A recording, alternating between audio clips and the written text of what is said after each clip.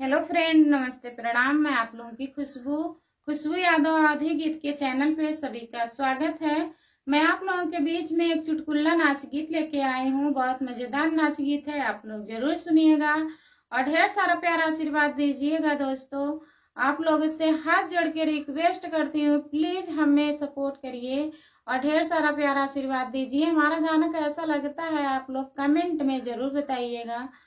शब्द में कोई गलती हो तो मैं उसे सुधार करूंगी। कैसा लगता है, कैसा नहीं लगता है, आप लोग जरूर कमेंट में बताइएगा।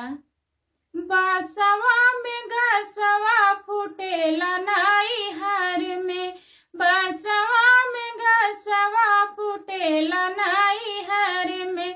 जाई कहा हमरे बारे ससुर जी से, जाई कहा हमरे बारे ससुर जी से।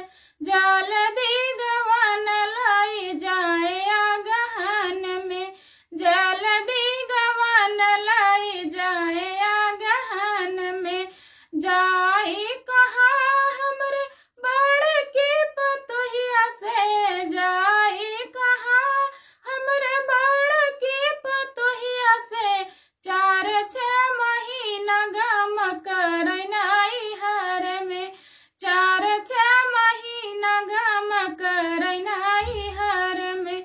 अब ना रहब एक क्षण नाई हर में, अब ना रहब एक क्षण नाई हर में। बासवा में गसवा फूटेला नाई हर में, बासवा में गसवा फूटेला नाई हर में। जाई कहा हमरे बारे जेठाऊ जी से, जाई कहा हमरे बारे जेठाऊ जी से। जाल दी गवन लाई जाए गहन में, जाल दी गवन लाई जाए गहन में। जाई कहा हमरे बारे भैया जी से, जाई कहा हमरे बारे भैया जी से। 4-6 महीना गम करनाई हार में, 4-6 महीना गम करनाई हार में। जाई कहा हमरे